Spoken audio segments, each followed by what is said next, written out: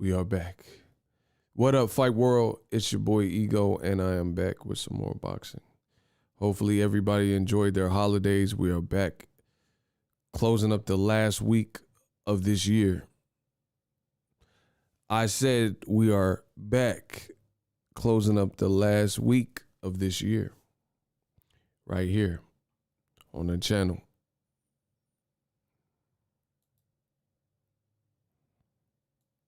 YouTube, I think they sent some notifications, but they're not all the way there yet. So we wait. Shout out to Ricky Williams, Snyder in the building, Daquandre Hannon, Baltimore, Maryland in here. Yeah. Who else in here? Eric Holt, Ketty. Let's get it. Man, we got some stuff to talk about. Errol Spence, he the big fish. Hey, stop that cat. Hey, y'all better stop that cat. Y'all better stop. I still ain't found nobody to trump my argument. We got to talk about Devin Haney, WBC, Kambosos. What do y'all want to see? Shout out to Thomas, channel member. Let's get it. Amira, what's up?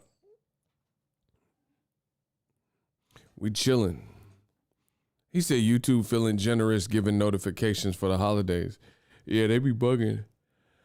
YouTube out here bugging. But they can't stop the prodigal son. They can't stop the prodigal son, man. We out here. Yeah, we unpack. How is 2021 for you guys? It's the last week of the year. It's the last week of the year. How was 2021?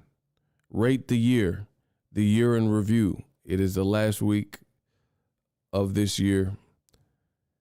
Give this year a letter grade. A+, A-, B+. I want to see letter grades today. I want to see what you guys, how you rate the year of 2021. Somebody said it was solid. Spo, what's up? Damn, Ricky said it was a C. A+. Okay, Connor had a good year. B, a B. Nider said it was a B. All right.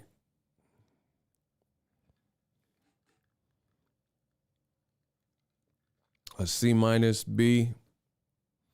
All right, these are better grades. All right, so was 2021 better than 2020? Yes or no?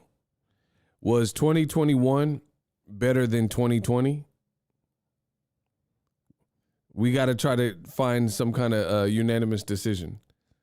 Was 2021 better year than 2020 when the pandemic was first widely known about? All right, that's 2 votes for yes. We're going to try to find a consensus. I'm alive. It's an A+. Got hit by a diesel. Oh, yeah, man. My boy from Stockton was going through it. That's insane, bro. I didn't know it was a diesel. Yes. Okay, so everybody says it was a better year. Bro, 2020 was rough. I remember in January, like when Kobe Bryant passed, and I found out about it. That, you know what I'm saying? That already, so for me, 2020 was like, that already started it on a horrible year.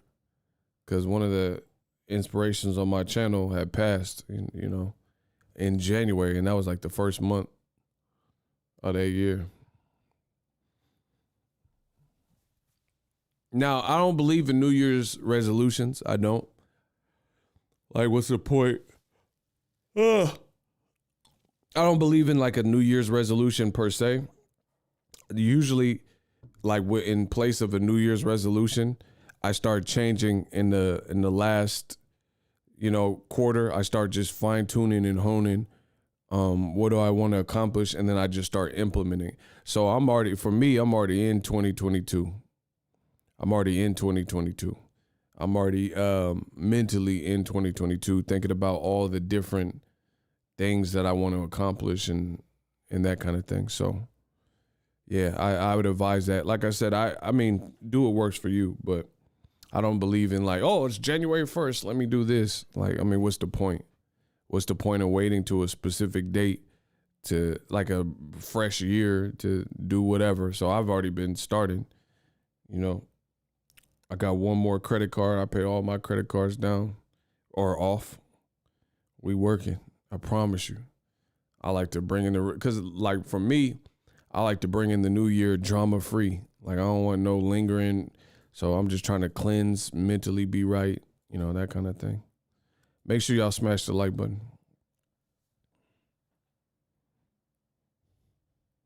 Look at Simply trying to put more on my plate. Look at you. Change always starts now, not to New Year, not no New Year's. Facts. See, and this is why this New Year's conversation leads me right into the content. I always find a segue. Listen, I do it my way, find a segue. This is precisely why some boxing promotions, their fighters aren't in the same position as some other fighters. Like, for example, Terrence Bud Crawford. This mentality is why Terrence Crawford, like I keep saying, is not in the driver's seat or even close to, he's not even in the passenger seat to me in terms of the branding versus Errol Spence Jr. You can get mad, but these are the realities. It's because, like my man SPence said, change always starts now. The changes that I believe Terrence Crawford would have needed to do, he would have had already started and implemented them by now. He would have had to already start running those routes. You get what I'm saying?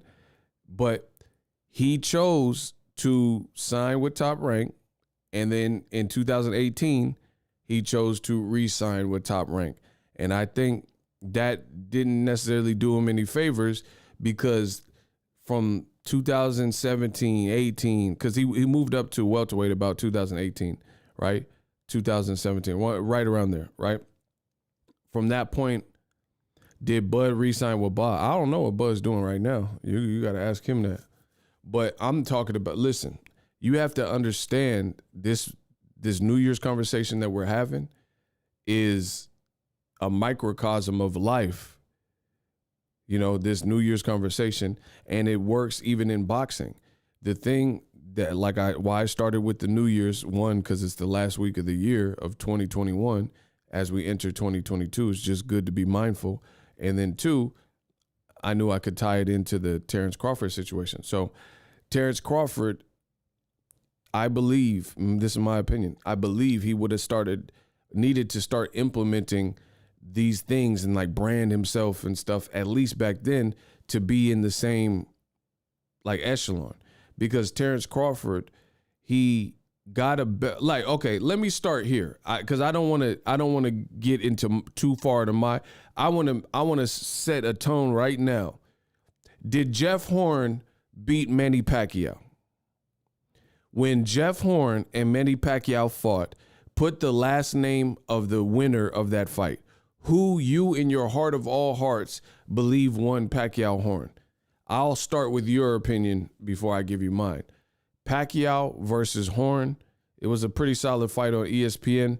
Who won that fight? Put the last name of the fighter that you believe won. If just all you have to do is be real. That's all we're doing here. Manny beat his ASS 1, 2, 3, 4, 5 in a row for Pacquiao. Sura said Pacquiao. Lord Sweat said F no, Pacquiao won, Pacquiao. Okay. Everybody so far has said Pacquiao beat Jeff Horn. Herein lies the problem. I agree with y'all. I agree, and I've always said I agreed, that Pacquiao should have won that fight, but he got robbed. It was in Australia. The Australian judges, they was like, nah, not today or whatever. So listen to what I'm saying. Pacquiao, a lot of people in this room believe Pacquiao beat Jeff Horn hand over heart. So Terrence Crawford was not given the Pacquiao opportunity when Pacquiao had a belt. You know who did get the opportunity? Jeff Horn. Jeff Horn, a white Australian dude that no one really knew, with a record of like 15 or 16-0. And he was a school teacher. His best win on his whole resume was a 41-year-old Randall Bailey, and he got hurt in that fight. See, I really know boxing. I really do this. This is what I do. I eat boxing for breakfast. So he only had one recognizable name on his resume at the time he was given the Pacquiao fight. Strike one. And that was Randall Bailey. And I just told you, Randall Bailey got cracks, and Randall Bailey hurt Jeff Horn in that fight. And he was like 41 years old. But they say power is the last thing to leave. So herein lies an early seed to Terrence Crawford's current problems. You were with Top Rank. Manny Pacquiao was with Top Rank. I pushed for y'all to fight. Y'all didn't fight. Y'all couldn't get it together for whatever reason. You didn't push your team to get that fight, or they didn't, whatever the situation was.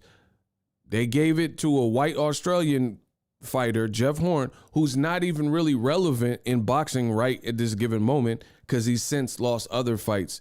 Michael Zarafa or Tim Tszyu, etc. So if we're being honest, and I would have always said this, I respect Terrence Crawford, but the first guy you beat to become a champion was gifted a belt at the welterweight division. And it's not just, at this point, it's not just my opinion, because you guys just voted and said Pacquiao beat Jeff Horn. I remember Teddy Atlas had this whole rant on ESPN, and I think that's one of the reasons they kind of took him off the network, because Teddy Atlas was so disgusted with what he called was a robbery and Pacquiao losing to Jeff Horn. So that was Crawford's very first welterweight fight where he became a champion. So bravo, he beat Jeff Horn, but Jeff Horn almost got stopped by Pacquiao, and he really didn't beat Pacquiao.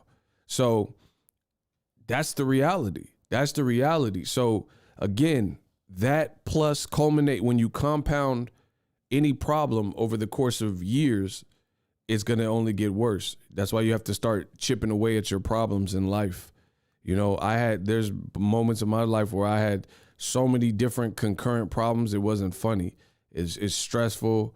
It weighs on your conscience and your mind, but it's all in the mind. You got to create a game plan of how you're going to slowly chip away at this. See, this is what happens. Some people, they develop problems over the course of several years, and they compound. And then they want instantaneous solutions. This is not the Matrix, red or blue pill.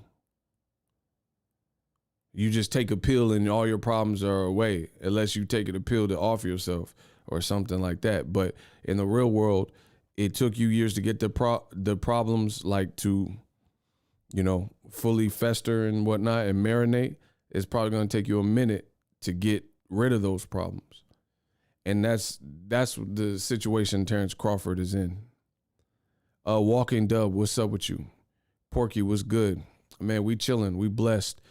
Happy holidays to everybody just joining. Please smash the like button. We working.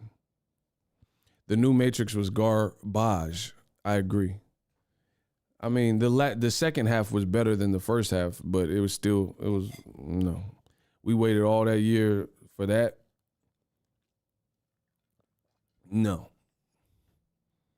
No, that was not, the Matrix was not where it was at. And I'm a fan of the series. So anyway, these are some of the problems for Terrence Crawford. And I'm gonna keep saying this. It's not gonna change. The only way to change my mind is if you could prove me wrong. And I know you can't do that. So basically, we stuck. We stuck at this standstill. So again, these problems for Terrence Crawford have compounded. Terrence Crawford fought a guy who really didn't even beat Pacquiao. Meanwhile, Ugas just beat Pacquiao, who I just told you should have won, and has since beat Lucas Matisse, Broner, Keith Thurman, and that's when Ugas got him. So Ugas got him on a trend, a win streak, right? And he really didn't lose to Jeff Horn, so I'm not even considering that a true loss. But you know the politics of boxing. So let's get this straight. Terrence Crawford moved up to welterweight. His very first fight was with a gifted champion. That's the reality, bro. You fought a guy. And Terrence Crawford, his fans, I can't say him because he didn't really be on wax and say this, but some of his fans, they want to skip past the lesson and skip past the facts and just expedite, okay, screw all that, just make the Errol Spence fight. In no world does this work. Okay, just to give you an analogy, if you fail from the time you're a freshman, sophomore, junior, and you get to your senior year and you're still failing, you don't get to walk and get your diploma. That's the real world. If you got bad grades and you don't have enough credits to walk, you will not get your diploma on time and walk with the rest of the class. That's the true world that we live in. Terrence Crawford fans, the radical ones, they want you to say, okay, I know I didn't go to class. I know I was truant. I know I didn't turn in none of my assignments. I know it's like we're closing the fourth quarter and you have to have a certain amount of credits to get your diploma, but screw all that, just give me the diploma. It does not work like that, bro. Nothing in life really typically works like that. Yeah, y'all got to get the likes up. Let's go. Y'all got to smash the like button. I don't know what's going on. I have no idea what's going on, but y'all, I'm doing my part. So if you want to extend this stream, my time is money. You got to get that cracking. That's the reality. You can't say, oh, screw all that stuff. Oh, who cares about math class? Who cares about English class? Give me my diploma. Nothing works like that. So you can't look at Bud's recent trends and career and just say, screw all that, make the Errol Spence fight. Now, I'm not saying the Errol Spence fight cannot happen, but I am of the belief that if it does happen, then Crawford's not in the driver's seat. So if he is not aware that he's not in the driver's seat, it's going to be harder to make the fight, point blank, period.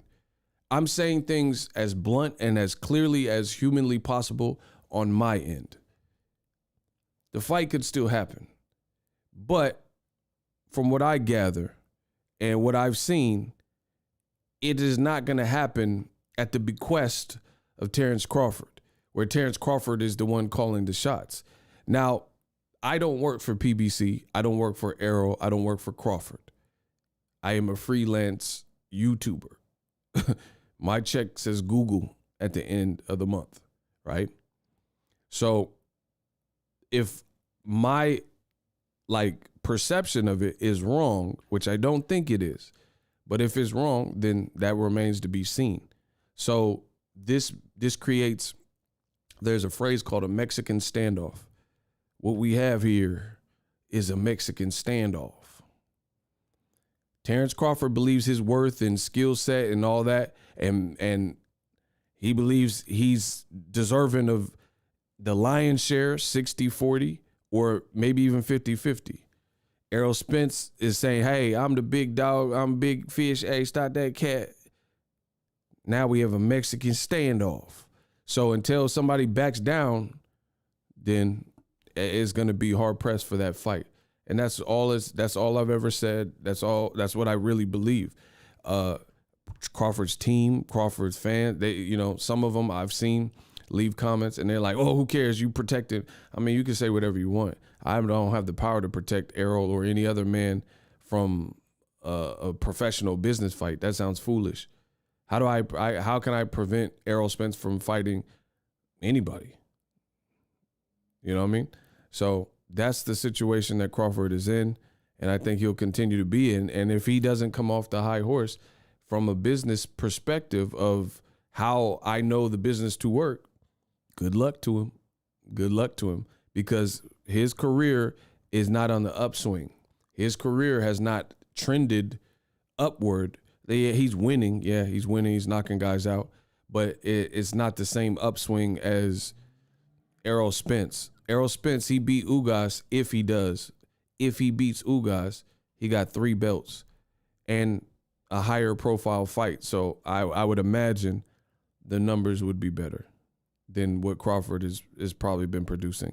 Because, again, I look at trends. Errol Spence is always, on pay-per-view, fared better than Terrence Crawford. There is not one single solitary Terrence Crawford pay-per-view that has trended higher than any of Errol Spence's pay-per-view. In fact, you could probably add all 3 of Terrence Crawford's pay-per-views all together, from Postal to Khan to Sean Porter recently, and combine all those numbers, and that probably equals maybe around or even less than Errol Spence versus Mikey Garcia or Sean Porter, the disclosed numbers. Boom! That's how you get it done.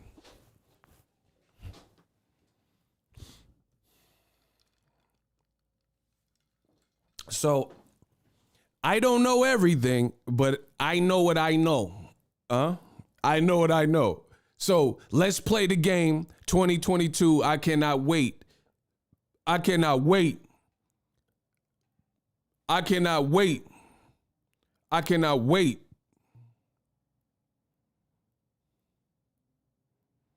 Can I ask a question? How come none of the PBC fighters won't demand to fight Bud since he's so mediocre?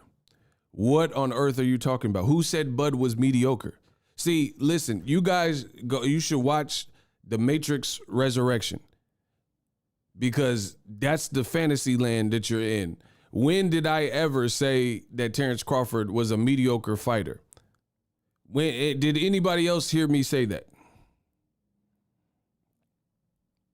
That's what I'm saying. Listen, I see why some people, I speak as clearly as humanly possible. I know the English language. I know I'm articulate. I know my vocab is solid. And somehow, some way, after me slowly speaking and saying all that, y'all put words in my mouth that I never said. Never once in anything that I said did I solidify or state that Terrence Crawford was mediocre. So you on your own planet, bro. I never said he was a mediocre fighter. Did anybody else hear me say that? Except for Porky. Bro, you gotta learn to keep up so you don't have to catch up.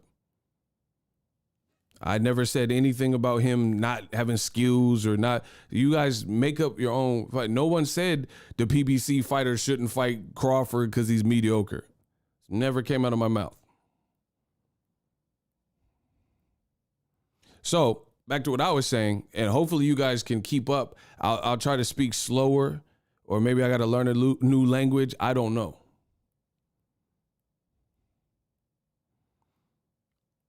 Okay, Walking Dub said, I bash Bud, but I never seen Ego talk bad about Bud besides his business choices. Nah, sir, you good. You good. You good. But listen, that's y'all warning. If you want to use something I say, if I said it, I meant it. So I don't have no problem with that. But if you want to make up stuff that I didn't say, that's your final warning. Bro, you gonna quote me and quote me accurately, or don't quote me at all. That's the only options. Bro, nobody said Terrence Crawford is a mediocre fighter or whatever you're talking about. Anyway, the bottom line, chill. Y'all good. Y'all good. Anyway, the bottom line is what I said.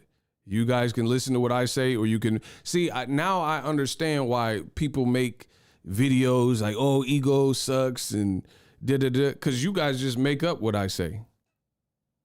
You just make up. So I understand why some people don't like the channel, because no matter what I say, you just gonna interpret it how you want and start adding on to it. So you're like, "Oh yeah, he said Bud is mediocre," even though I didn't say that. Then y'all gonna just make stuff up. The power of the internet, I tell you. These Bud fans are like an obsessed ex stalking you on social media, commenting all over your ish. They got to stop with that line ish. Bro, it's looking bad. Like, the more I continue to talk and the more I continue to dominate and the more I continue to commentate, the worse it gets for anybody opposing. Because I know what I'm saying and I'm speaking in a precise way. So I don't regret nothing I'm saying.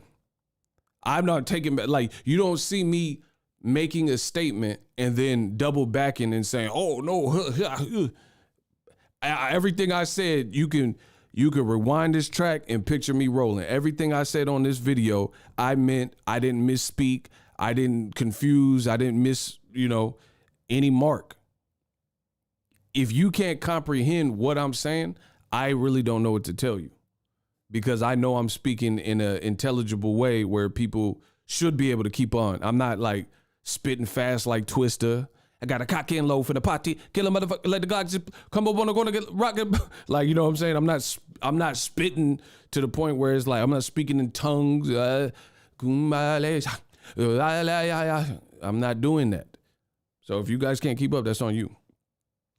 So anyway, back to what I was saying. I don't want to get too far off. Bud Crawford, his situational things with like not being able to brand himself, not being a huge draw per his own promoter of his last recent fights. The problem has compounded. Ego, you have stitches, course, and only question, I have stitches. Bud's business move. Bud has moved the wrong way as far as the business. Boxing side of things, he definitely do. See, some people, I know I can't be doing that bad of a job because some people seem to get it straight away. Bro, same things make you laugh, make you cry. The same thing that makes Bud Crawford a danger to any fighter is the same thing that holds him back as a businessman. Listen, they say I talk a little fast. You listen real fast. I ain't got to slow down. You catch up. Listen, the same things that make you laugh, make you cry. The same element, the same switch that Bud got that makes him animalistic and dope and crazy, skillful fighter is the same thing that holds him back in the business. Because in your world, Bud Crawford world, right? In Bud Crawford's world, with the fisticuffs, being a dog is a trait you would want to have. Because when Mean Machine dropped him and they didn't count it as a knockdown, he got back up and showed you his character. So in that realm, that's going to help you. That's going to help you because if you don't have that dog in you, then he could have been another Victor Ortiz.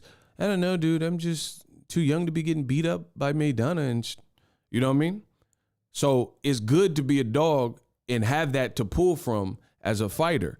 But as a businessman, when some people are superior to you in that realm, you being a dog and you being stubborn like you are as a fighter, that's not necessarily the ticket.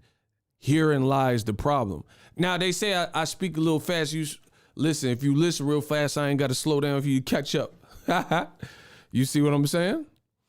So the same thing that makes Bud a tremendous fighter actually holds him back as a outside of the ring, you know, as a businessman or as a brand, as an entity. Does that make sense? The same thing, like you being a dog and like to a fault, like insanely stubborn, that has played out well for him because people can't, when he takes it, when he hits the switch and as a fighter and he goes to that extra level, you know, that other gear, When he show you that fifth element, the third eye is open, then he's hard to keep up with. But you got to tame that. You got to tame that beast. Like everything, it's like the Asian culture, Chinese culture believe in balance. It's true. I need y'all to get the likes up. Y'all got it. Listen.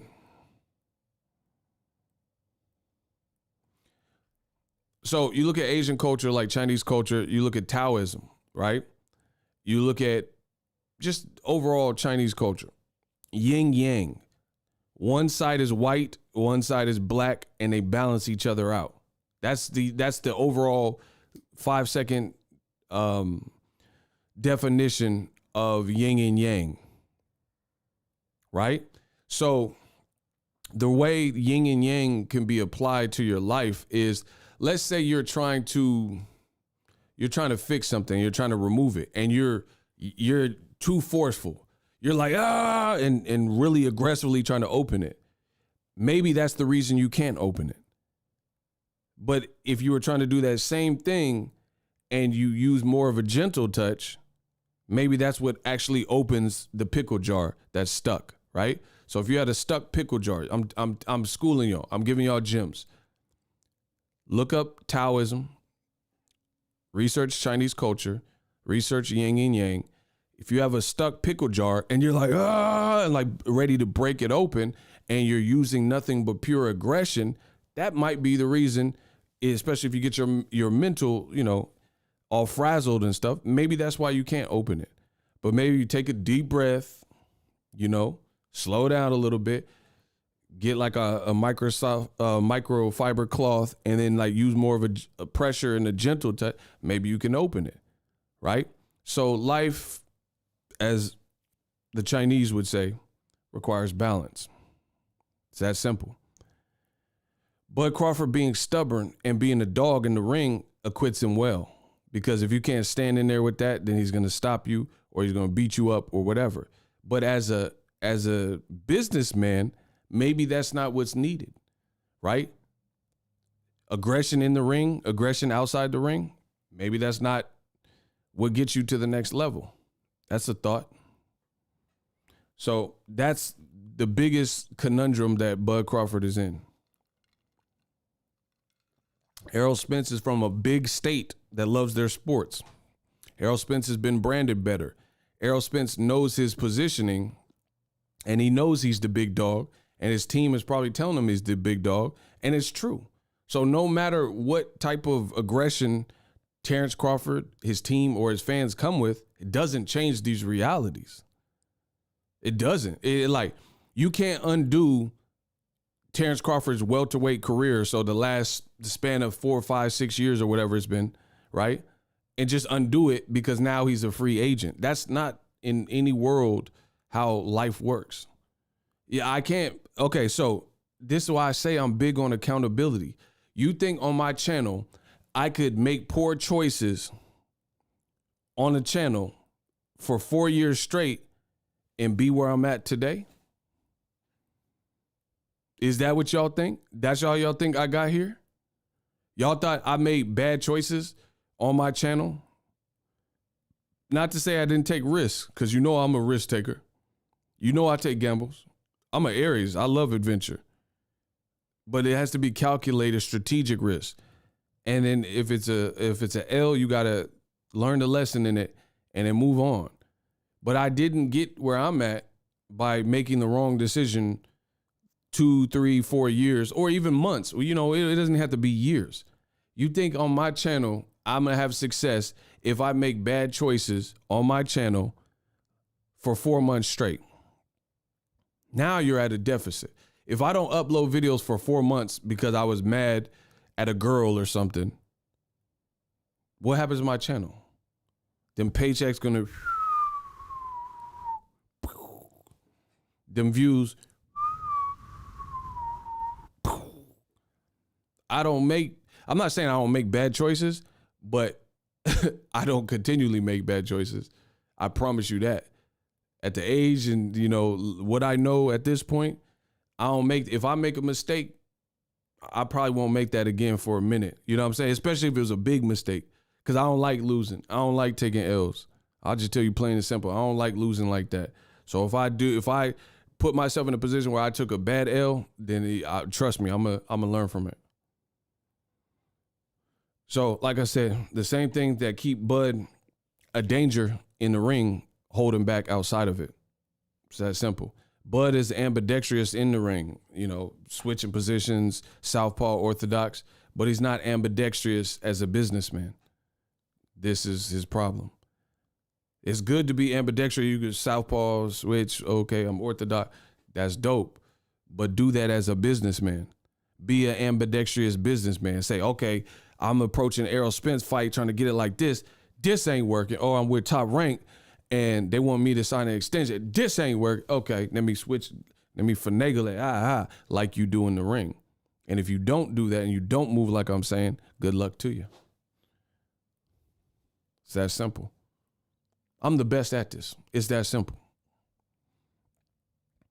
So, again, 2017-18, probably around the year Bud moved up to welterweight. You fought a guy, Jeff Horn, who really didn't beat the guy. He didn't beat Pacquiao for real. And that's not a knock on Crawford. That's the fight Pacquiao Horn, he just got the fight before you. Because your promoter, Bob Arum and Top Rank and ESPN said, hey, we want to give this Australian white guy, Jeff Horn, the fight, and you've been in line for this fight, but we're going to give it to him. Even though Crawford, his resume was probably 32 fights, 27 fights. Jeff Horn had like 15 fights and no recognizable names. And your promoter at the time gave that man, Jeff Horn, the fight, and then he really didn't even win the fight. So Bud was already started on a bad foot because, yes, you became a champion in your first fight, but you fought a guy that really should have never even had the Pacquiao fight, and then he really didn't beat Pacquiao when they did fight. So you still didn't get the fight. Meanwhile, some of the same Bud Crawford fans are hating on Ugas, who came up out the mud. He defected from Cuba. He didn't have nobody's easy road. None. He took early losses, Top Rank, they didn't do nothing with him. So he was like afterthought. Ain't nobody was talking about Ugas when he was with Top Rank. Come on, cuz. Y'all know what I'm saying, cuz. Bro, ain't nobody was talking about no Ugas when he was with Top Rank. Y'all didn't even know he was with Top Rank till I told you. I'm the one that started this boxing stuff. Bob and Bud should have played in Jenga. Oh, wow. Y'all tripping, bro. So, listen, the proof is in the pudding. Success leaves clues. I'm going to ask y'all a question. Don't lie to me. Don't lie to me because you're just lying to yourself. How many of y'all was honestly checking for Ugas when he was with Top Rank? He was signed with Top Rank. How many of y'all was bigging up Ugas and looking at Ugas like he was a major welterweight player? Let me know. Let me know. Were you looking for Ugas and looking at Ugas when he was with Top Rank as a major player in the welterweight division? Yes or no? You were looking at Ugas as a major player and like, damn, he's top 5 of welterweight. Okay, not me. No, nobody. Look, Keith Sweat voice. Nobody can give you what you need. Nobody. Yeah, exactly. And the band keep playing now. Long gong gong gong gong gong. Long gong gong gong. Oh yes, I will. Bro, exactly. Ain't nobody was talking about it. Ain't nobody was checking for it. Hey, block Porky. Porky, you gotta go, bro. You looking like ops in the mug. Hey, I tried to let you live, bro.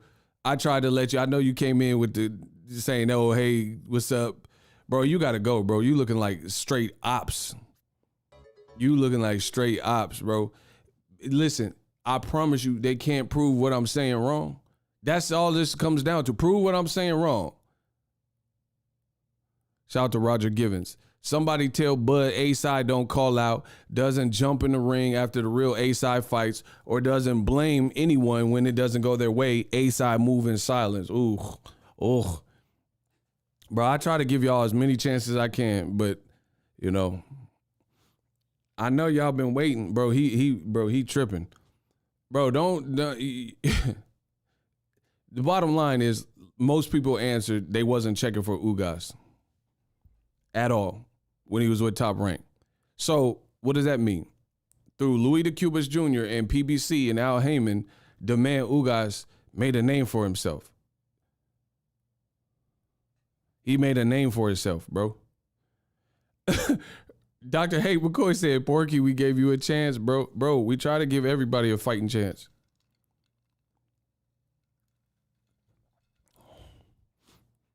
He said his feelings were hurt. I don't care about nobody's feelings, bro.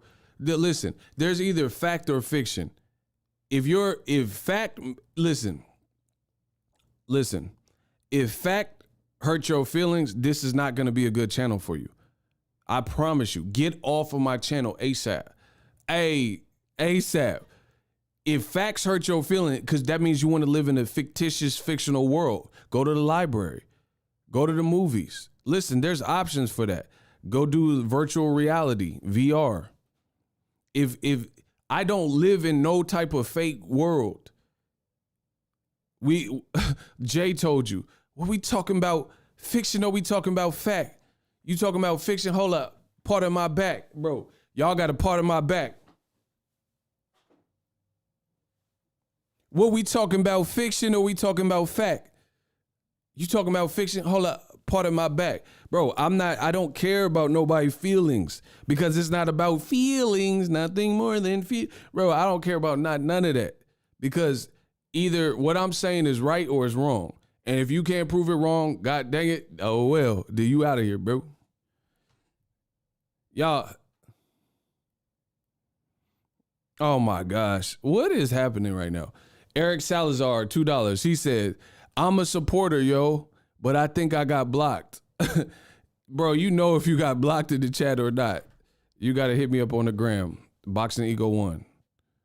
Oh my, look, the Ego bail bonds. They trying to get out on bail. Out on bail, fresh out of jail, California dream. Soon as I step on the scene, I'm here. People don't want to admit. I told you I'm real big on accountability. You can't prove me wrong, then you can't prove me wrong. If you can prove me wrong, then you show up. Listen, show up. Y'all don't want to show up. Y'all want to shake my head and, oh, you're a hater and all that. I don't care about none of that. I promise you. Either what I'm saying is right or is wrong. Ugas was not a major player in the welterweight division with Top Rank. He wasn't, I'm not saying he wasn't a good fighter, but what I'm saying is nobody was really checking for him. That all came when PBC, Louis the Cubas Jr. and Al Heyman integrated him into the PBC equation, just like Andy Ruiz, right? And then these guys started making bigger names for themselves. That's a reality. Either I'm right or I'm wrong. Yeah, smash the like button. And I know I'm not wrong. I know that nobody was really checking for Ugas when he was with them. So again, you have people, why not do the work? Shout out to Emperor Niter. Ego tell them $100 for their freedom. Yeah, Ego bail bonds probably come in 2022. Let's get it. Bro, do the work. I promise you I'm the greatest. I promise you. I keep showing my greatness. And I make it look good. I make it look pretty. Hold on.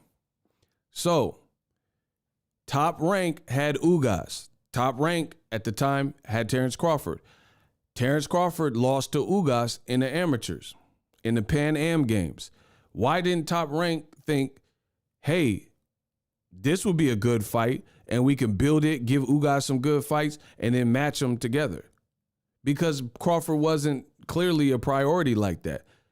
Meanwhile, Ugas kept getting on PBC after he left Top Rank. He kept getting small opportunities and that small opportunity and that small opportunity. Okay, we're going to put you on the Pacquiao-Thurman undercard. The boy Ugas is the American dream, as I told you. Defected from his country, probably had to leave some people behind, family, friends, girlfriend, whatever, right? Chased his dream. He told you he was catching buses and Ubers in Vegas because he had no way in transportation, and now he's buying a mansion in Miami. He went from fighting on the Pacquiao-Thurman undercard, so Keith Thurman and Pacquiao were the main event, and he fighting Omar Figueroa on the under, to actually getting the opportunity to fight and beat Pacquiao himself just because he stayed ready so he didn't have to get ready.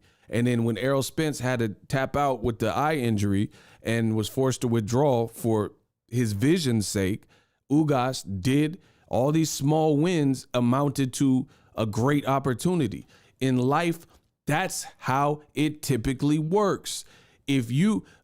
Every success that I've ever achieved in my lifetime was a collective of small wins added up. I personally have never been a person where I just filled out one lottery ticket and then I won $1 million or won this crazy jackpot. That has not happened to me. I've never just did one solitary thing and my luck was so great where that one move put me on. My life hasn't played out. And I think most people's life is probably going to be like that, where it's not like you just, you rap for 1 year and then one person heard, Dr. Dre heard your song and then now you pop, you know what I'm saying?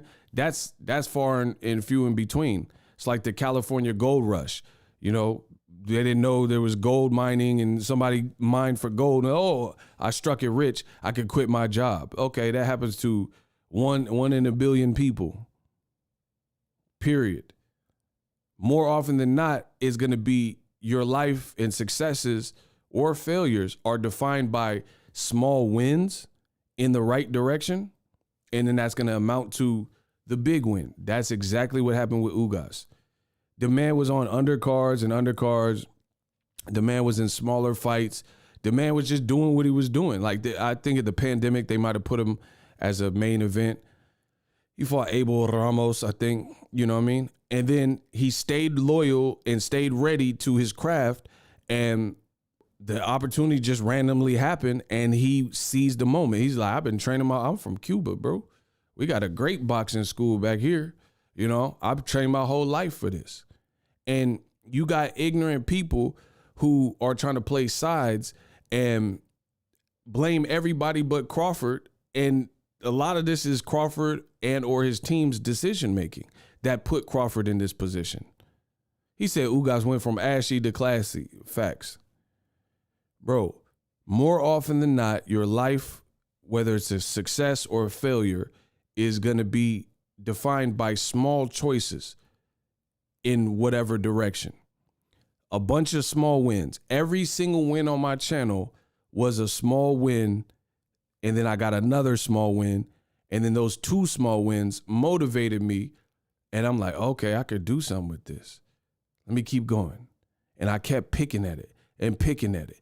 And over time, those small wins add up, and then I'm like, okay, I'm here now. And then that small win, and now these are bigger leaps. Now I'm taking the big boy leap, but I had to put my 10,000 plus hours in. You see what I'm saying? I had to put 10,000 plus hours in. I had to have the sleepless nights. When you start a small business, it is not pretty. You might have to work 80, 100 hours. You might not go to sleep. You might sleep in your office, whatever the situation is. These are the realities. Most people don't get these situations where they do one thing and that one thing was it. More often than not, it doesn't happen.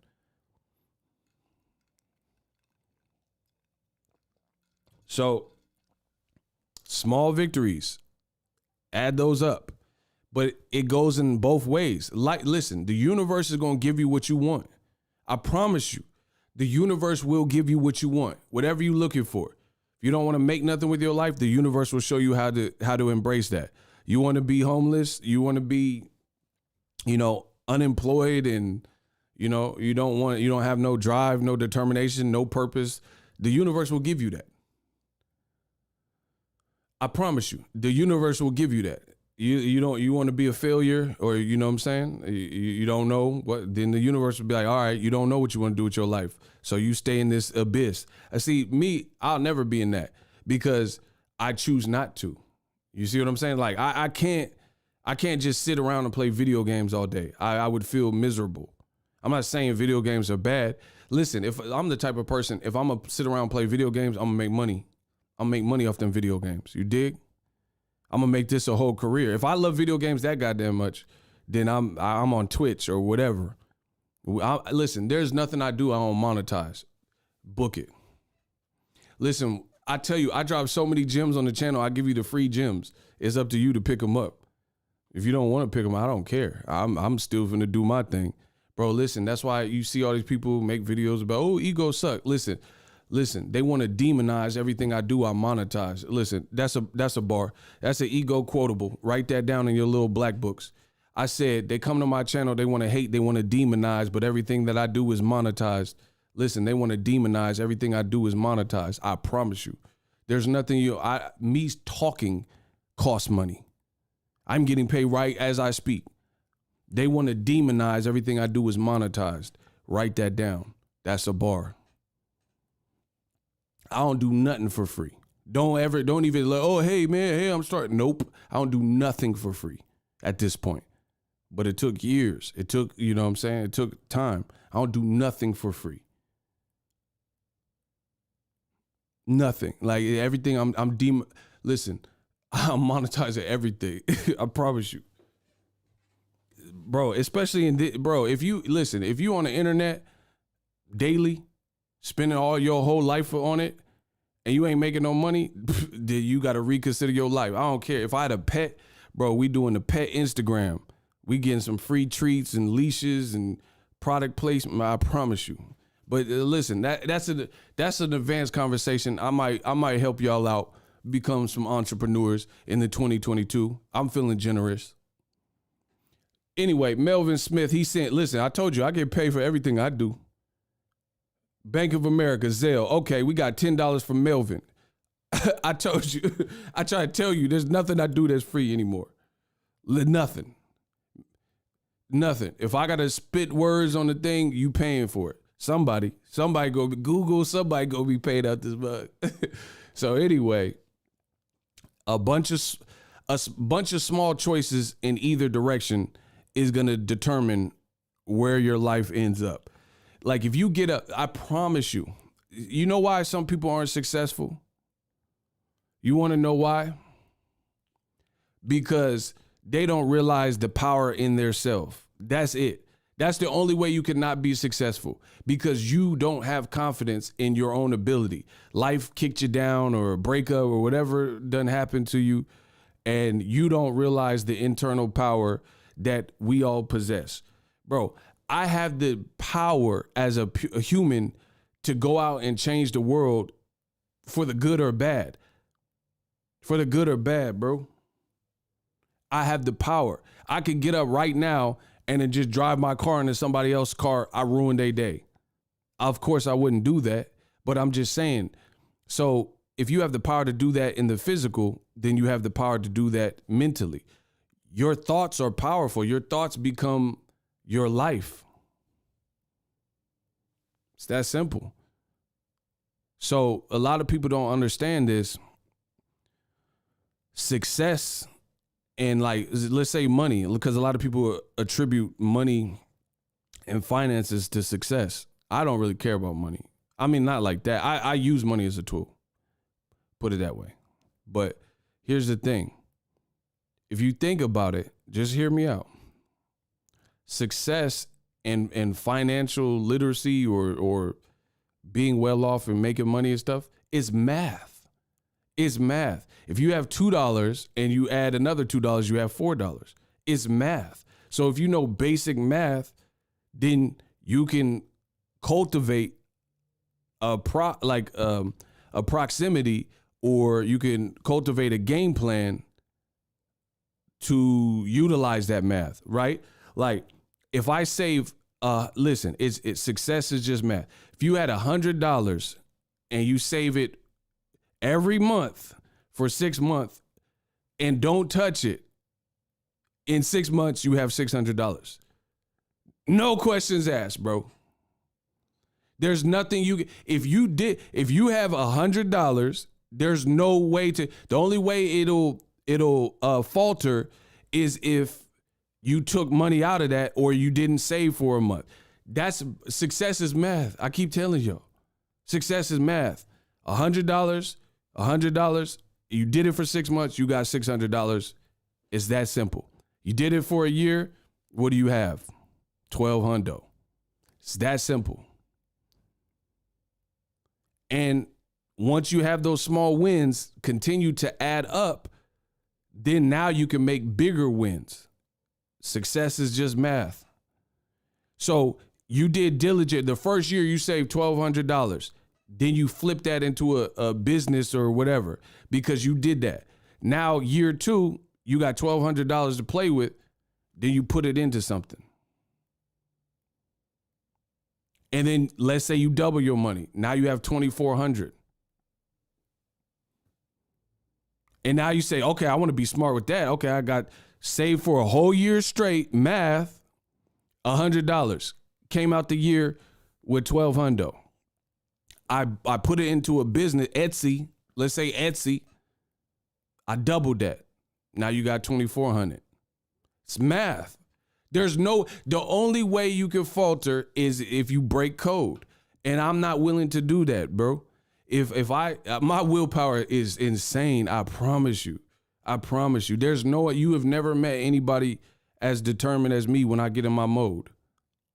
I promise you. I don't care if they're a fighter, athlete. I don't care, bro. I know what I could do. So boom. But here's the thing. People, they skip months because you lazy, because you ain't got no willpower. They can't stay away from Starbucks. They can't not buy that soda. They got a drug addiction. You know what I'm saying? They on OnlyFans tricking and they can't stay to the code and the rule. Listen, you can't even, how do you make the rules and then you break the own rules that you made? Then you got some stuff you got to sort out because it's just math. You can't even stick to a rule set that you made. Why'd you say you could save $100 a month if you can't absolutely do it? I'll try to tell you. But guess what? This is the trip. This is the trip about it. I'm trying to help y'all before we start this brand new year. Here's the trip about it. I promise you, if you got in trouble and you owed the courts and they said they're going to garnish your wage, they're going to get their $100 every single month. And then most people would pay it like, oh, hey, I don't want problems. So you're going to pay that because you have no choice. Go to jail or pay it. So how is it if the court system or child support or whoever is telling you to pay this amount of money, you would do it to avoid jail? But then you can't just tell yourself, I'm going to save $100 and do it. Just the same consequences that child support puts before you to the point where you make sure you pay your child support or whatever bill it is or whatever. Why can't you stay steadfast to what you planned? Keep that same intensity. Man, come on, bro. What y'all talking about? What y'all talking about, though? I told you, success is math, bro. If you get the math right and get a game plan and you stick to it, there's no way you can't work. And this was Bud's situation.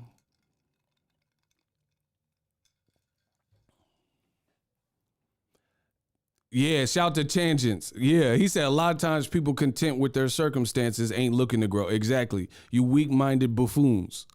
Then don't blame nobody when it don't work. That's it. Bro, that's it. If you weak-minded, just stay in your weak-minded. Leave this for me. Leave all the success for me. The true alpha. Bro, in this life is sink or swim.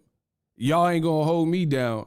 So if you weak-minded, hey, I try to give y'all some gems to help you. That's all you. Bro, if you so weak-minded you can't stick to a game plan that you set forth, hey, gotta go.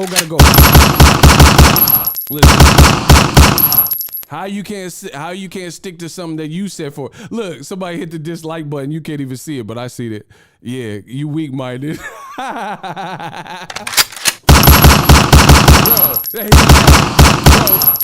Bro, I see somebody weak-minded hit it. He's like, oh, man, I hate this guy. Yeah, because you're weak-minded. It's not my fault you're weak-minded. Go look up the history. Hey, get the fuck out of here. Get the fuck out of here. Payday. You want payday? I know that. He got cooked.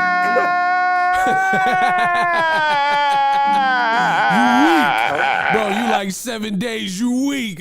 Bro, it's not my fault. See, I told you, Americans do not like the truth. I mean, I speak the truth. Talk about Danny, champ of the world. They weak. I promise you. Bro, they are weak. This is weak-minded individual. Bro, I'm giving y'all gems to just some, putting your pipe and smoke it into the new year, and you mad. Oh, I don't want to save money. All right, don't save money. You weak. Listen, I'll get the money. Listen, don't y'all worry. We got a $5. Shout out to Amira, man. Listen, she gonna send $5. Listen, y'all don't worry about the money. I'll do it. Since y'all can't save, y'all don't want to do nothing with your life. Okay. Amira says, I'm trying to get like you. Help me out. LOL. I'm trying to help y'all out. Success is math. Success is a mindset. If you realize and utilize what I'm saying, you'll all be helped out. Success. Listen, I got to start the other channel. Y'all gonna pay for it though. Y'all gonna pay for these gems. Success is a mindset. If you're in the mindset to win, you'll find a way to win, period. If I can summarize it in a quick, minute or two, if you want to win, you'll find a way to win. The reason some of you guys are maybe not in the position where you're not winning is because you're not in the mindset. All you know is loss. Bro, listen, I'm trying to give you guys as much help as I can as we enter the new year. It's the holidays, so I'm trying to help y'all. Success is math. Success is a mindset. If you put your mind in that direction and that's the only thing that matters, like just think about it. Think of a single mother with a kid. She brought this kid into the world. She birthed the kid. She has this affinity for the kid because this is her seed, this is her creation. That mom will find a way to make sure her children eat. It's a motherly instinct. And I'm not saying rare occasion the mom's on losing Isaiah status, she on crack or something, keep calling me. But in most situations, the mom is going to protect her young, even in the animal planet. That simple. If you see a cub, the mountain lion mama ain't far away. It's reality, unless she's dead or something. It's animal instinct. So how is it that there's single mothers out there that they'll make sure their kids eat? If they didn't have to eat for a night, or they only had to eat something smaller, or they went to WIC or whatever, they're going to do what they feel is necessary to make sure their young eats. Y'all are grown adults, most of you that I'm imagining that are into boxing. You're grown adults and you have an option and you choose to not most likely go in the route. You're like, how do you say it? People say, this is what happens. People are lazy. People say they want something, but you don't truly want it because your actions don't want it. You can't just say you want something and then your actions aren't in line with that. Like, oh, I want to save money, but then I'm eating fast food every day. Then you don't truly want to save money. So until you bridge that gap and figure out a way, hey, I want to save money, so I'm going to do it I'm going to Walmart and I'm going to spend $100 and I'm going to get groceries for 2 weeks and I'm never eating out for 2 weeks. People don't want to take it to these extremes. But the funny thing is, if you were in a position or, in a situation where that was your life, like you lived in Africa, you have no choice. You have no choice but to eat when you can and stuff like that. So if you put those same type of parameters in your life an ordinance in your life, there's no way you can't win or get out of your situation. It may be uncomfortable. It's always good. Anything new is going to be uncomfortable at first. But once you get beyond that, then it'll start to get a lot more beautiful. I'm living proof of that. Hold on. Listen, the money keep coming in. I'm telling you, look, all we doing is spitting gems. And we got $10 from Roman. He says, man, there's $10 for all the content, homie. I'm trying to help y'all out. Shout out to Roman. Appreciate you. Happy holidays. We got another $10 Cash App from Paul Ruffin. Paul Ruffin says, you're only worth what you save. Ugh. Look at him. Yeah, shout out to Roman and Paul Ruffin. Appreciate y'all. Happy holidays. God bless y'all. He says, you're only worth what you save. People don't want to go through these great lengths. That's why I always like poke fun when people are supposed to be diehard boxing fans and they saying they can't spend $50 on a pay-per-view. You can't spend $50 on a pay-per-view. I promise you, listen, if I was your CPA or your accountant and you did as I say, whatever budget you have, I can make that work. You know what I'm saying? I can make that work. You can't make it work because you're not managing your money. It's that simple. Look, I like my iced coffee. My money's cool. I'm about to pay off my last credit card, but I'm still not going to Starbucks right now. I told you it's a mindset. So clearly I could buy a Starbucks if I wanted to, but I made my own. And I'm good. So there's that. See, this is the thing with life. Listen, I'm preaching. I'm preaching these gems because y'all need to hear it. We enter in a new year. I'm going to preach these gems. Poor people spend money trying to look rich, and rich people save money trying to look poor. Now, I know some of y'all scratch. That doesn't make no damn sense, Ego. What are y'all talking about? Let me explain. We all know that person, or some of you are that person, that you see their money is tied up and they shouldn't be spending money, but then guess what? They buying a Gucci belt. They putting rims on the car and the rims worth more than the car. They putting beat in their car and 15s in the back, and all the speakers and stereo systems is worth more than the actual vehicle itself. You look at any Kelly Blue Book and the rims and the beat that they put in the whip is more expensive than the whip would be, the valuation for the whip in the Kelly Blue Book.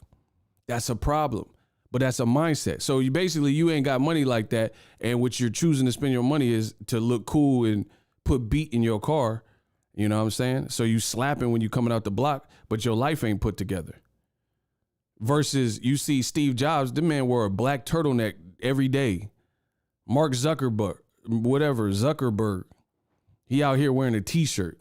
Jeff Bezos wore more than everyone in this room put together, and he wears Old Navy vest or something with an undershirt. You know what I'm saying? Like, what are we talking about? So you got poor people trying to look rich, and then the rich people trying to blend in and look like they not so wealthy. That's a problem. Bro, that's what I'm saying. That's why they say don't judge a book by its cover. The person out here got fake jewelry and AP watches and stuff. Their money might not be put together. And then you see Jeff Bezos and he's getting a modest plain coffee. You see him at it, you're like, oh, he broke. That's why you can't judge a book by its cover, bro. The man looked broke, but he got 4 Teslas and all type. You know what I'm saying? Or not Tesla, because him and Elon be beefing. He said Jack in the Box egg rolls for $1. Hey, you tripping. What does that have to do with anything? Hey, my man Roman tripping. He hungry trying to get them egg rolls. He said the egg rolls nasty. Nah, they all right. They all right. I ain't gonna hold you. They all right. I'm just saying it's a mindset, bro. And back to the boxing, this is Terrence Crawford's situation, bro.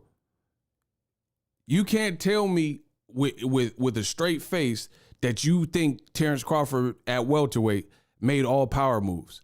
You're the biggest groupie in the world, and you're not being reasonable if you think that Terrence Crawford made all power moves and decisions in his business, the brand of Terrence Crawford. He said that's our culture, though. Well, then the culture got to shift. I mean, what type of stuff is that? What type of, it's stupid, bro. It's stupid. And then people had that hood rich mentality in real life, and then they wonder why stuff's not like, see, my thing is I swear on everything, I had never had this problem. I don't care what people think. So I already come into this world with a benefit. I don't give what people think. They're going to hate you or love you or whatever, anything between. I don't care. Some people care way too much about what other people think. They care way too much. I don't care what nobody said. You ain't going to listen, it's called self-esteem. How can you put a value on how I feel about myself? It's called self-esteem. No one of you or social media gonna tell me how to feel about myself. You didn't live my life. You ain't been through what I've been through. You can't tell me how to feel about myself. Self-esteem. It's not we esteem or together, we in this together esteem. This is called self-esteem. You see what I'm saying? And social media is good for certain things, but it's bad for certain things as well. Because it's bad because you let social media, a lot of you let social media put your, like, almost create a hierarchy, of where and who you are and how your life, you measure your life. I don't measure my life. I don't care what Jake Paul doing or whoever, you know what I'm saying? Like, I'm not in this race versus Jake Paul or Woodley or whoever, you know what I'm saying? Whatever they doing is what they doing. I'm in my own race. Like, when I think of it, like Nipsey Hussle said, marathon continues. Bro, I'm in this race by myself. Ain't nobody, I don't know what you've been through. I don't know what handout you had or how you got to how you got. I know my life though, and I know what I'm willing to deal with. He said dudes buying Jordans but don't have a car. Word. Social media is not a real place. That's what I'm saying. And that's the thing. Some of y'all wake up, and I'm guilty of this too at times. You wake up and first thing you do is social media. Man, F social media, bro. What are you gaining from it? You know what I'm saying? I watch like animal videos on social media. I don't be worrying about people's marriage and relationships and stuff, but to each his own. He said they lowballed Danny Garcia, then turned around, and Broner, turned around, gave Amir Khan, who wasn't the draw, Danny was, $5 million. That's horrible choices, career-killing promotion. Bro, I thought he got like 5 to 7 million. So just put that in perspective. If I'm not mistaken, they said that Amir Khan made more money than Crawford when they fought. And Khan was the guy who was known and been on pay-per-view before, but he was also like a few fights removed from Canelo blasting his lights out. And he making more money than Crawford. Bro, this is Crawford's doing. I promise you. There's no way you can get out of it. A lot of this is the choices that Crawford has made. It's that simple. And the point I'm making is why Ugas and Errol Spence and PBC, they were just building their star, their Gervantes and their Wilders and David Benavidez or whoever else. They're just organic promoting, grassroots promotion. And then now that's why you see people. Okay, tell me, let's play cap or fact. Shout out to Freddie. He says, salute, Ego. Love your stream. You're straight to the point. You give the facts, great boxing talk. That's what I'm here for. And I'm going to stay true to that. Appreciate you. Let's play cap or fact. I'm going to say something. I'll make a statement. You tell me if it's cap or fact. And be fair, be realistic, be truthful, and let me know if it's cap or fact. That's all I want. That's all I want. PBC fighters, the popular fighters with the PBC, Premier Boxing Champions, are the most clout chased in all of boxing. There's no other faction or group of fighters attached to any other promotion that are clout chased as a whole more than PBC fighters. So basically, fighters that are under the PBC umbrella get clout chased more than any other fighter promotional banner. Okay, then. Everybody's saying it's facts, so I must be kicking the facts. Bro, from Gervonta to Wilder, like Wilder lost and Dillian White was still making posts about him and stuff. He didn't even have the belt anymore. You still talking about this man. He said outside of 147 cap. Okay, so Gervonta, he's not at 147. So name someone who gets their name mentioned at that lightweight division more than Gervonta. You got 10 seconds. Good luck. But the bad guys probably know where you at. Good luck. Shooters, stand down. Okay, 1st and 15. Name a fighter. Gervonta is not at 147. Name a fighter who gets mentioned at 135 in call-outs and their name is on boxing forums and headlines more than Tank Davis.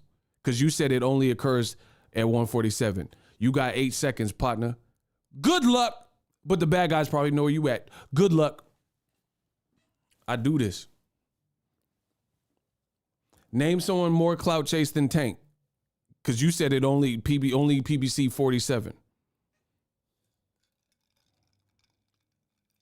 Get him out of here. His time is up. Shout out to my boy Niter. When they hate, donate. Y'all, listen, that's the part of it. Somebody owes me $1. When they hate, donate. That's all y'all got to do. Y'all going to pay. He noticed he didn't come back with nothing. I must be great. I must be the greatest. Listen. All right. I could keep going. So that's just one division. Name someone at 54 that's talked about more than Charlo. So he said only at 4. I told you, it's me, man. Name someone at 54 that gets more headlines and articles than Jermell Charlo. Madrimov, he's not with them. Does Niter pay? Y'all lucky Niter pay for y'all. We working. Does more people talk about Madrimov at 54 than Jermell Charlo? Ongoing. And calling him out and talking about him. The money keep coming. Okay. It's magic, y'all. Bud is to boxing what cannabis was to hip hop. Word. I can go for more millennia than Mazda got on the car lot. What y'all talking about? There's nowhere to run to when I confront you. I call your bluff like it had a phone number. Who want to see cannabis get wild? Like, yeah, I know my rap. See, y'all don't know boxing. Y'all don't know hip hop. Y'all don't know boxing. Y'all struggling. Bro, you can even go to 160. Everyone's talking about Jermall Charlo. I ain't even heard nothing about no Triple G. Except for his fight got pushed back and canceled. Ain't nobody talking about no Triple G right now. No, I ain't got mine. Yeah, mine. Yeah, the fuck, mine. Bro, ain't nobody just like really even talking about Triple G. He just in no man's land. When the last time you heard some Triple G? When the last time? I know you see me on the radio. True. When you seen Triple G on the, I know you see me on the video. When you seen Triple G on the video or radio? Yeah, I know you see me on the radio. I know you see me on the video. Bro, when you seen Triple G on the radio, on the video, stop playing, bro. Y'all struggling out there. Y'all struggling. Y'all know I'm the best. Y'all know. Listen, I'm going to make y'all bow down and call me the listen, I can't wait. I got to get a pinky ring so y'all can kiss the ring. Y'all know I'm the greatest. Bro, shout out to Mad Brad, bro. Shout out to Mad Brad. That's what I'm talking about, bro. He said, DAZN stay talking about Jermall Charlo. Exactly. Eddie Hearn, Demetrius, and they act like it don't even, like it gets to a point, it don't even matter who Andre's fighting. It don't even matter who he's fighting because it don't even be about the opponent. Charlo come up. I'm like, what the heck? What about Lucas Keeler? Hardcore rapper, but he's a killer. This guy's a effing freak. Oh, you gonna kiss the, listen, Nathan, you gonna kiss the pinky ring. Wait till I get it. Nathan, block him. Get him out of here, bro. Get Nathan Ford. I'm gonna make you kiss the pinky ring. The man got a picture of a pillow. Yeah, my shooter's gonna put you to sleep then. Listen, he got a picture of a pillow. My shooter go, you a weeping willow. You a crybaby. You got a picture of a pillow. They gonna put you to sleep. Okay. Shout out to Niter, bro. Niter out here. Niter out here. Bro. I told you, I'm the greatest. Y'all can't. Come on, y'all. Give me some better work. Y'all got to give me some better work, man. Smash the like button. So I've learned.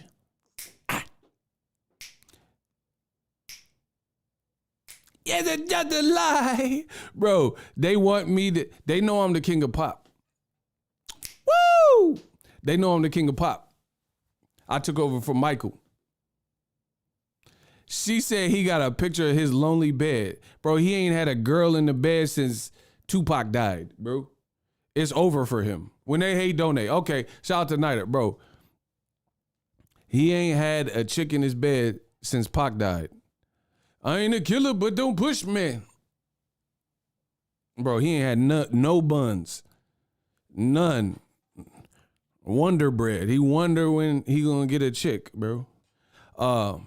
He got Wonder Bread. He wonder when his next paycheck's coming, bro.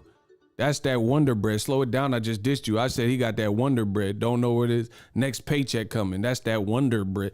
Shout out to Niter. He said, and I'll pay for the boy funeral. Bro, he funeral fabbed him. Nice. They said his bed got bed bugs and lice. It's over. Yes. Yes. This is Ego's Army at its finest. Death Row at its finest. M.O.B. Bro, this is Ego's Army at its finest. That's what I'm talking about. We gonna gang up on them. Nah, it's not at 62 likes. You bugging. You gotta refresh your screen. We ain't at no damn 62. Come on. Refresh your screen. You be good. Bro, that man bed looking empty as hell. What? Come on, bro. He eating lonely man dinner. Why? Hold on. Why is the Ego's Army flamage be so much? You suck. Tell some facts. I'm not finna argue with nobody named Emilio. So there's that. Block him, bro. Only Emilio I know is Estevez, and you ain't him. Yeah, you gotta go. Bro, that man said his name is Emilio. Yeah, it's over for you. Block him.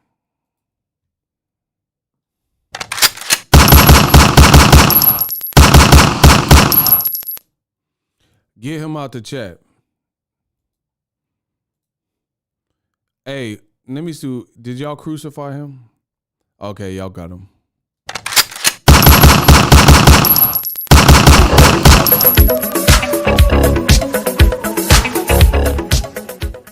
Bro, we had to hit him with the Thriller.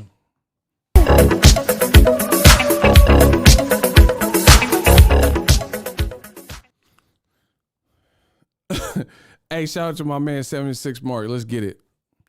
Bro, I don't know why they be trying.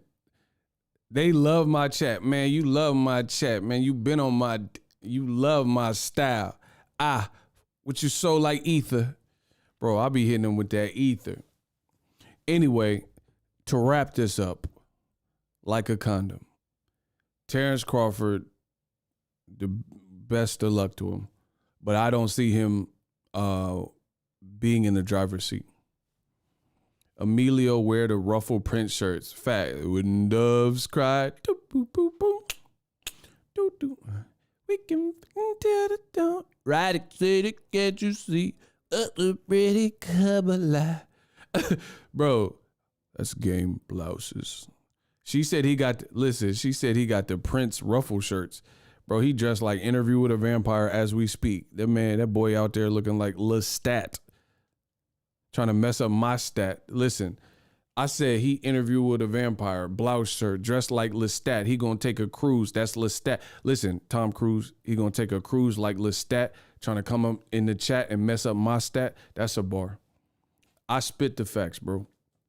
So anyway, we all just said that Terrence Crawford or PBC is the most clout chased, and that's the reality. That's the reality. You can say whatever you want. Crawford, again, he's his own man. He's gonna make up whatever choices he feels is pertinent for his life. But when you've been on the odd man out, what are you gonna do? What are you gonna say? What are you gonna say? And just listen to the statement. Terrence Crawford said, "I don't need Errol Spence. Errol Spence needs me." Is that cap or fact? Let's play the game. Y'all don't want to play the game. Terrence Crawford did an interview. He says, "I don't need Errol Spence. He need me more than I need him."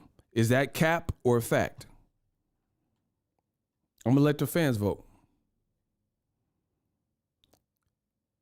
Is that cap or fact? He says, Errol needs me more than I need him.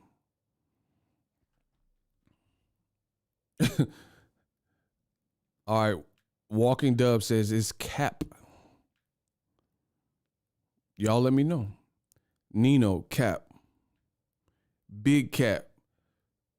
So how do y'all figure with the people saying it's big cap? How do you figure you're going to come to my channel and discourage me when I'm telling you it's cap, but the fans are voting that it's cap and it doesn't make sense?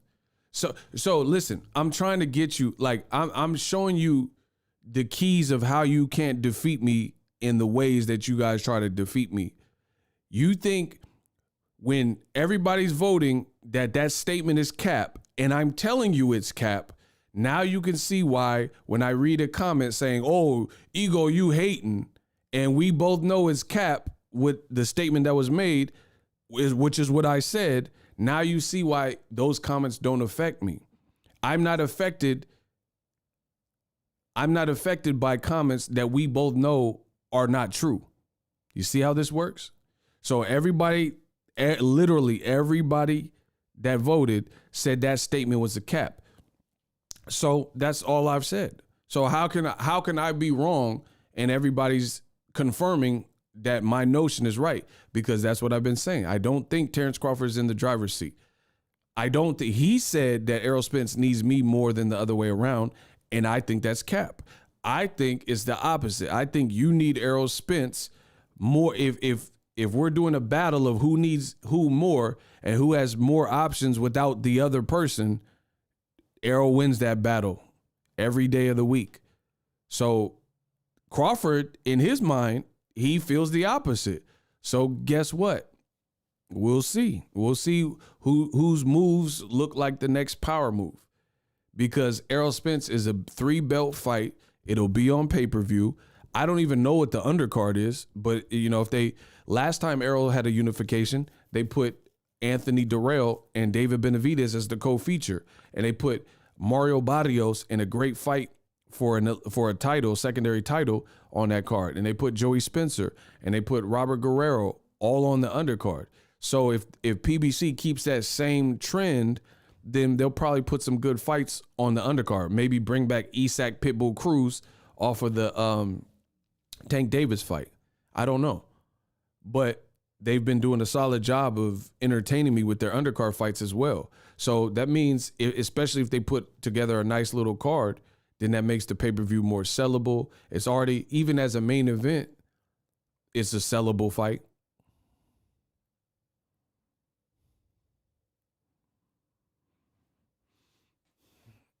So someone says it's on Fox free. I mean, I don't know that.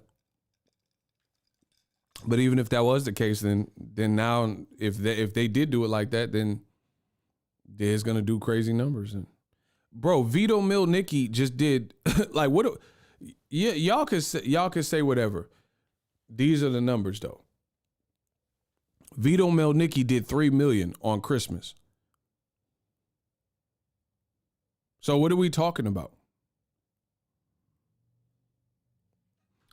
Vito Milnicki just did $3 million in terms of his viewership on a Christmas card with the NFL lead-in. So who's to say if they did put it on regular Fox? I mean, you know what that's going to do. I don't know that I never heard that it's going to be on regular Fox. So I'm guessing pay-per-view because that's where Errol Spence has been. Roger Given says we need to make a yearly stat, 1 point for every time a promotion talks about another promotion. PBC will have the lowest call outs. That would be good, bro. Like, so, cause it would just further my point, and we will see who's the most clout chase. Like, bro, listen, when it comes to boxing talk, I'm the PBC of boxing talk. I don't bother nobody. You never go to my videos and it's bad mouthing a bunch of other channels. I don't know what people are doing. I don't watch boxing on YouTube at this stage of my career. You see what I'm saying? So I don't worry about what people are doing because I don't even know what people are doing. I don't know what people videos was about. I don't watch boxing on YouTube. I'm doing my own thing. You see what I'm saying? So there's that. So you don't see my name saying, oh, John Doe boxing sucks or this guy sucks or woo, woo, woo. I'm not really pressed about what other people are doing. You know? Yeah, stuff gets sent to me sometimes. But, you know, you don't see me doing it. I just stay in my lane, put my numbers up on the scoreboard, and then I'm out. So we'll see. Like, because right now, publicly, Terrence Crawford don't have no network. And there's like, I think he's going to be with Daniel Kinahan, and they're saying he's a fugitive and he's exiled to Dubai, and that's because there's no extradition. How is that going to work, bro? Okay, imagine, bro, this is not my opinion. I don't know Daniel Kinahan, but they're doing documentaries about him and saying he's connected with some bad things and panoramas and all this stuff. And one thing that's factual is that they're looking for him. One thing that's factual is that he's on the narco terrorist list and he can't come to America. Can you imagine if Al Heyman, who's like the advisor of Tank and Wilder and all these other fighters, can you imagine if he was like, they said he was hiding and he couldn't even pop out like that? Like he couldn't come to America because he was like somewhere else? I mean, it's just this pure insanity. And I don't see how that's going to work. You know, let's see if Crawford proves me wrong. Put it that way. Because he seems to have it all figured out. So let me know how it's going to work. You got a white Irish, they're saying gangster who's tucked in Dubai because there's no extradition. And that's your advisor. And it seems to work for you. I mean, he can't come to America. That's not my opinion, bro. That's not my opinion. He's on the list of people like that. Do you know? I don't even know what you have to do to even get on a narco terrorist list. You see what I'm saying? Like what signifies that? But whatever. So what moves can really be done if the man can't come to America, bro? Like, you know what I'm saying? To negotiate, like that's your advisor, most likely. So we'll see how it plays out, bro. We'll see how it plays out for Crawford.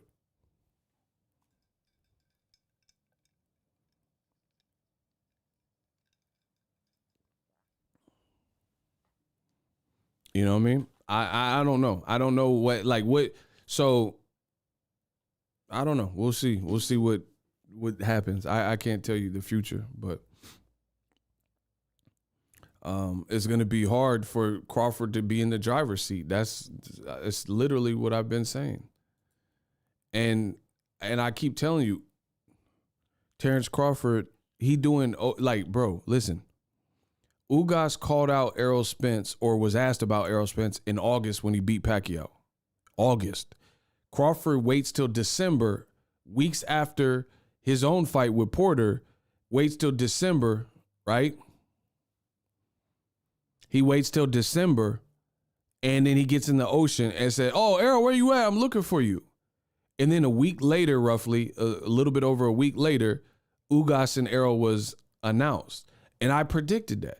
So you mean to tell me Crawford really thought he got Errol's? Like, here's my thing.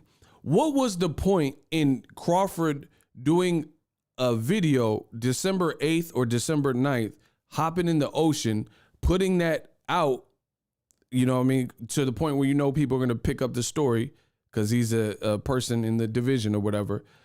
And you had no idea that Errol Spence and Ugas were likely to fight, even though I predicted it and then it happened.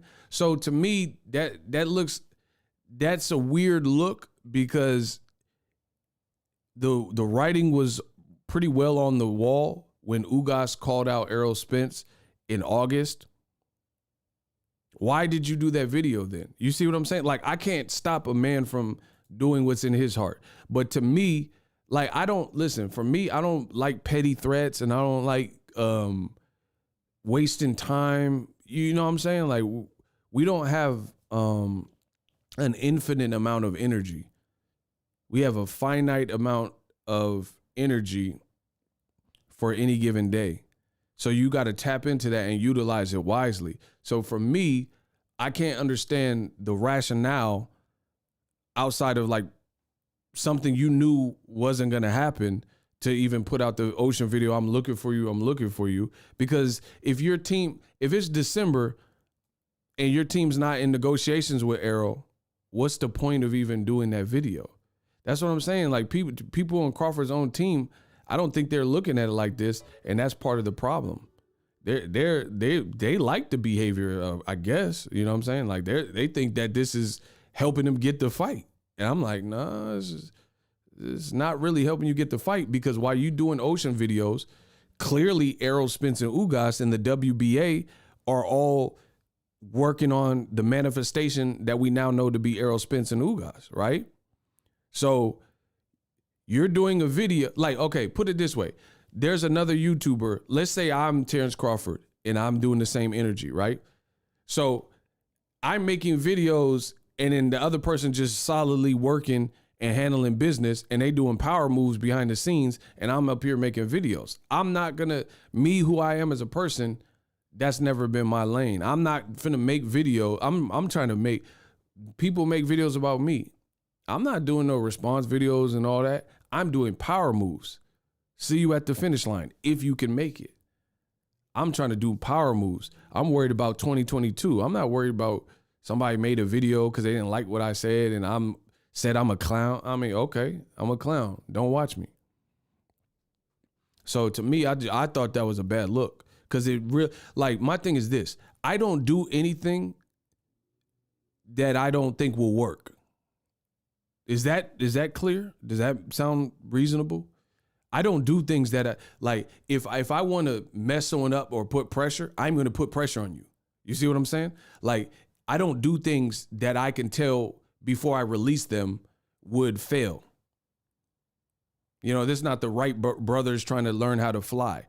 If I wanted to embarrass somebody, I'm going to make sure you're embarrassed. That's how I operate. I'm going to be so strategic. You'll be embarrassed. So I just feel like no matter what your game plan is, just make it work. You know what I'm saying? Make sure it serves the intended purpose. That's all I'm saying. Roger Givens, appreciate you, $5. So Loma gave up 6 rounds because he hurt his shoulder, then just gave up the last 5 because he cares so much about the fight.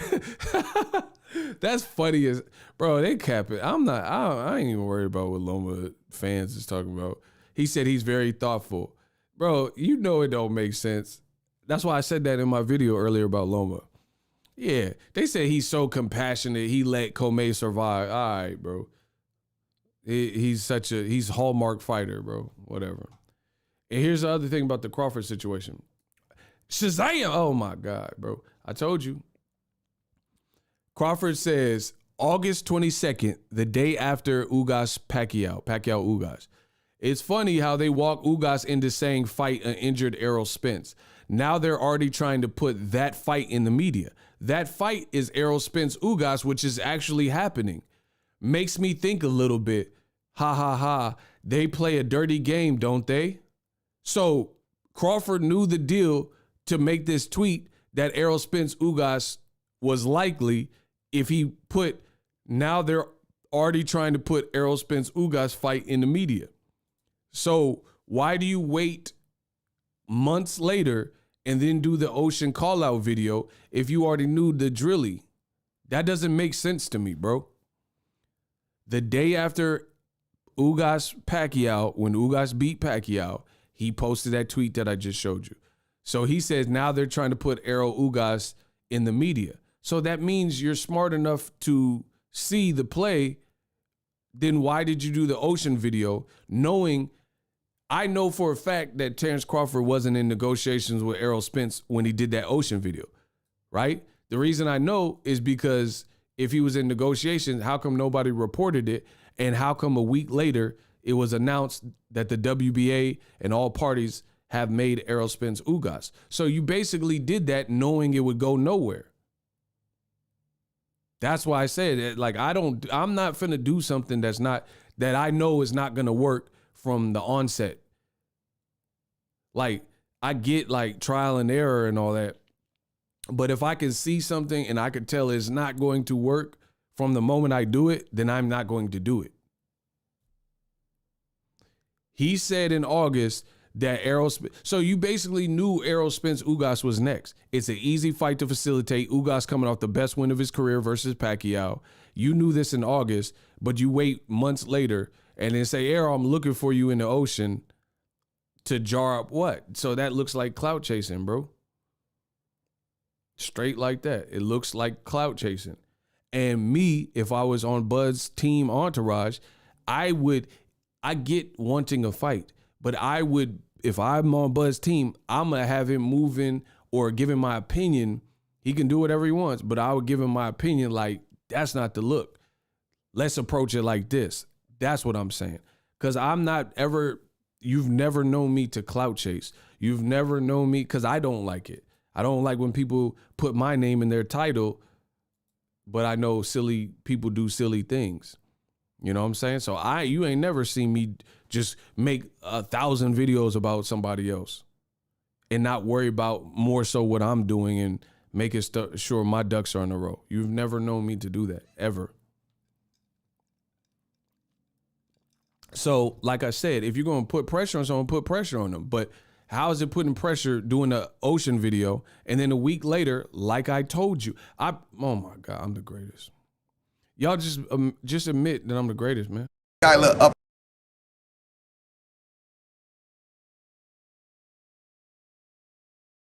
Y'all got to admit I'm the greatest. Y'all got to just admit that I'm the greatest. I predicted that Errol Ugas was going to happen. So how am I able to see this? It's really a crime against humanity if you just stay down. You know what I mean? Bro, Ugas finna fight Errol Spence. He finna fight Errol Spence. And Crawford, now the Crawford fans are gonna say, oh, Errol ducked, why is he fighting Ugas? How did I predict that? So what makes me so special that before it was announced, because listen, this video was from December 9th. So that's right around when Bud did the Ocean. He did the Ocean video, I think it was December 8th. And I said this the next day. It might have been both on December 9th. So how does Ego Stradamus know the play is Errol Spence Ugas? And I could put that together. That makes perfect sense. And it seems the likely move. But Bud's doing Ocean videos and he had no knowledge. Like he didn't think that would be the play. So again, I do things that are effective. I told you the crime again, just stay down. You know what I mean? Bro, Ugas finna fight Errol Spence. He finna fight Errol Spence. And I predicted this whole scenario. Crawford, now the Crawford fans are gonna say, oh, Errol ducked, why is he fighting Ugas? But I got another video. I promise you, I'm about to blaze y'all up. I told you I was gonna blaze y'all up.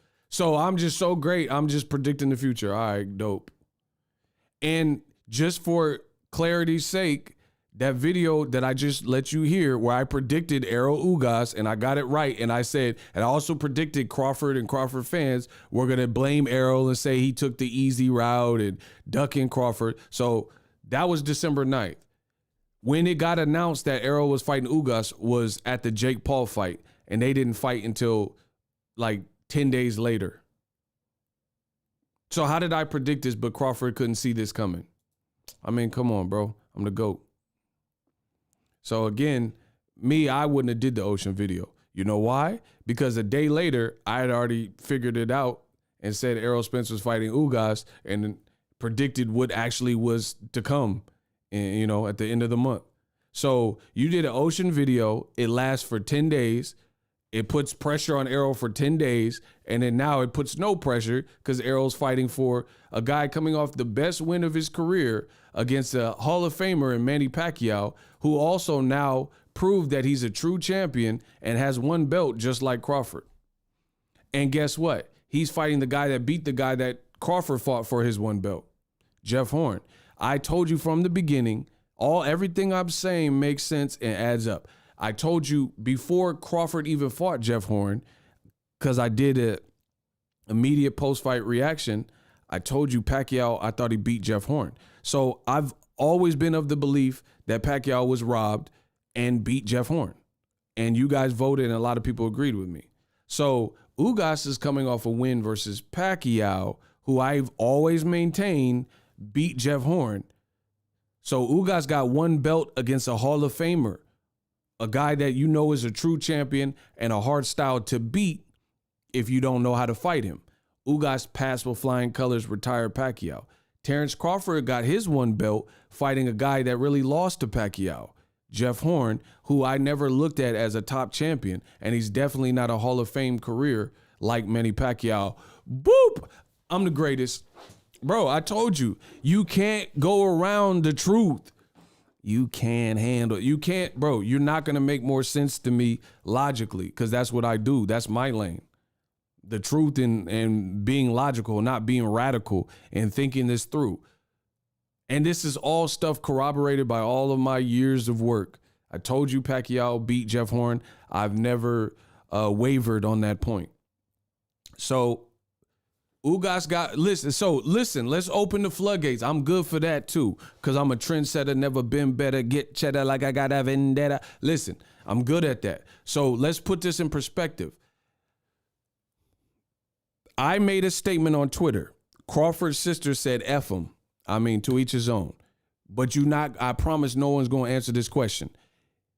Put your emotions to the side. Does Terrence Crawford have a better welterweight resume than Ugas? Or does your Dennis Ugas have a better welterweight resume than Crawford? Answer the question. All you got to do is be truthful. Who has a better resume? Not how the fight played out. Who fought the better guys at the time and when he fought them? Which, AKA your resume.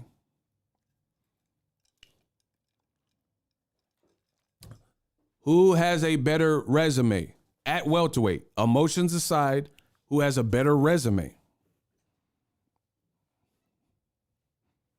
I'm still undefeated then. Y'all saying Ugas easy. I'm still undefeated.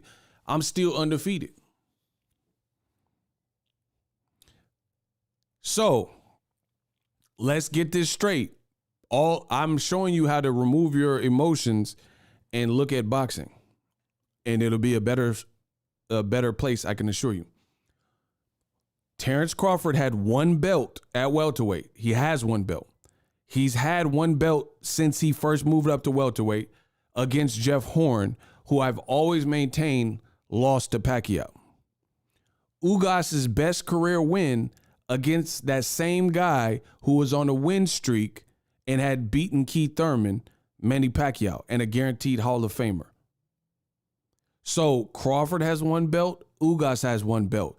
The difference being, if you look at their best wins at resume, Ugas's best win is now Manny Pacquiao. And their best competitive fights or whatever, right?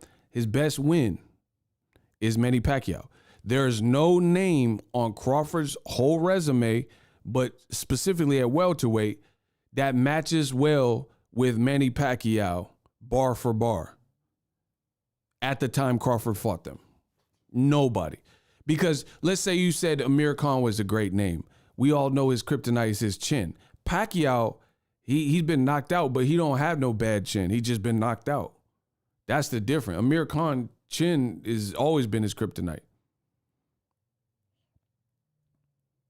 So when you really fizzle this stuff down, what I'm saying makes all the sense in the world. If two guys have one belt, then look at the quality of the wins that they had and when they fought. Abel Ramos, he's a good fighter, bro. He beat Brian Peralta late terms, in the last round or whatever, and Brian Peralta really beat Tony Harrison in a higher weight division. These are facts. Ugas, he also fought Sean Porter before Crawford and before Errol Spence. And I always maintain that Ugas beat Sean Porter, and he also knocked down Sean Porter. So Ugas fought a fresher Sean Porter than even Errol Spence, and definitely years before Terrence Crawford. So realistically, Crawford's best name on his welterweight resume is who? Sean Porter, after he went through the PBC gauntlet and had all these other fights like Danny Garcia and Keith Thurman. Bro, if you really look at this, I told you, I'm like Thanos. If you look at this, Sean Porter fought everybody. We know that. Ugas and Errol Spence, collectively, they either themselves beat the guy or beat the guy that beat the guy. Let's map this out. Ugas beat Sean Porter. I've always maintained that. Errol Spence beat Sean Porter. Then Crawford got him. I thought Danny Garcia beat Sean Porter as well, close, right? Danny Garcia lost to Errol Spence. So Errol beat the guy that beat Sean Porter, Danny Garcia, and Errol Spence also beat Sean Porter in 2019. Now he's fighting the guy, Ugas, who I also think beat Sean Porter. After all these things, Keith Thurman fought Sean Porter and beat him. Keith Thurman lost to Pacquiao, who lost to Ugas. And Errol Spence is about to fight that guy. So the bottom line for the last several years, all of these top-rated guys have been fighting each other. From Keith Thurman to Porter, to Danny to Porter, to Danny to Errol to Kell Brook, to Errol to Sean. All the guys are round robining. Crawford got one of the guys after they had already went through this melee and gauntlet. That's the reality. That's the reality. I just went through the math. Ugas beat Porter, in my view. Ugas had already, Porter had already lost to Keith Thurman, who Pacquiao beat, who Ugas later came and beat to show you he's a real champion.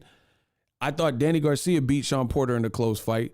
Errol Spence already beat Danny Garcia, and he already beat Sean Porter, and now he's fighting Ugas, who beat Pacquiao, who beat Keith Thurman. Do you see what I'm saying? Meanwhile, after all of this has happened in the last several years, Crawford finally gets one PBC fighter in welterweight division in his last fight after he's already went through all this. He already went through the Kell Brook loss when he was undefeated. He already had a war with Keith Thurman. He already lost to Danny Garcia. He already lost to Ugas, in my opinion. He already lost to Errol Spence. And I know some of those didn't actually lose on paper, but that's just my opinion. So they've all round robin, and he got one person outside of that cycle. Like, bro, it's not the same. And then same thing. Errol Spence in 2017 beat a welterweight undefeated. He had lost to Triple G, but at welterweight, he was undefeated and a champion. Errol Spence beat him in his backyard. Terrence Crawford beat him 3 years outside of that in Vegas. It's not the same. It's not the same. And this is all logic and it's all fact. It's not the same. Terrence Crawford's best welterweight name is Porter, who had already went through this crazy gauntlet and was a podcast mentality. You know what I'm saying? He told you that. He said, I couldn't train like I wanted to. Kenny said, I couldn't push him. He wasn't listening. And that's why he lost. All I knew I was going to throw in the towel. That's Crawford's best welterweight name. So the timing has always been bad for Crawford opponents at welterweight, period. Checkmate. If you don't want to admit that, then that's on you because you don't want to deal with the truth. Good luck with that. So, like, that's the reality. It's like, like Conor Benn beat Algieri, but Algieri, he was inactive. Like, you see what I'm saying? Like, okay, he knocked him out, but Algieri had like a whole year where he was barely fighting. He was a commentator. It's like, it's not the same as when Pacquiao did it, or Ruslan Provodnikov, or even Errol Spence got him. Conor Benn got, and the moment you try to make it look like that's one and the same, you're really capping, because a name is a name, but it don't work like that. Like, does anyone believe that knows boxing that Zab Judah lost to Carlos Baldomir and Floyd Mayweather beat Carlos Baldomir, and it's the same version of a fighter that Canelo fought when Carlos Baldomir was 41 years old? Come on, bro. Like, it's just simple mathematics, bro. That's like, in the 90s, Steven Seagal was probably one of the top action actors. You see what I'm saying? All of his movies now are direct to DVD, direct to video type of movies. This is not Above the Law with Steven Seagal and, you know, anybody see Richie? I'm looking for Richie. Bro, this is not that. It's been a long time since he was in. Even remember he had that movie with DMX? Bro, that went to the theater. I forgot what that movie was called with DMX and Steven Seagal and Drag On. Bro, it's been a long time since that. So it's like boxing, you're kind of as good as your last hit. Steven Seagal, I can't make it look like he's the same Steven Seagal from Under Siege and Above the Law and Glimmer, man. Bro, them movies is old at this point. He hasn't produced a hit like those movies in quite some time. So people try to act like it's just because you fought the same name that it holds the same exit wounds. Shout out to you. And here's the funny thing, the fickle thing about boxing. They pick and choose when it's applicable. We're supposed to act like Sean Porter was in the prime of his career, even though it was the last fight of his career. But then the same fans won't give credit to Devin Haney for beating Jorge Linares at age 22 because they said Linares had already lost to Lomachenko and whatever. You see what I'm saying? So this is emotions in boxing where people pick and choose, and they don't even look at the situation, and you know they try to manipulate the board to how they want, but they're inconsistent with their rules. Don't give Devin Haney any credit for beating Linares, saying he was washed up, but then Terrence Crawford, because you think he's the antithesis to Errol Spence, give him all the credit in the world for beating Sean Porter. And we know he had already been through year after year of war. And he knew it was his last stretch. He told you that. Checkmate. I'll be back with more content. Appreciate everybody. Happy holidays. And I'm out.